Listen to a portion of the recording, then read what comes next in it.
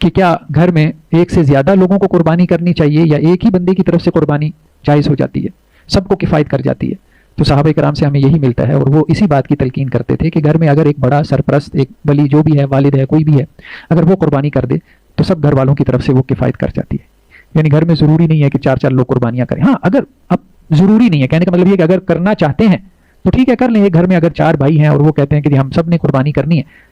تو نیکی ہے، بس نیکی میں تو چلیں ٹھیک ہے، جتنی نیکی مرضی کر لیں، لیکن ہم یہ بات کر رہے ہیں کہ لازم نہیں ہے، لازم نہیں، بس یہ بات ذہن میں رکھنی چاہیے۔ تو حضرت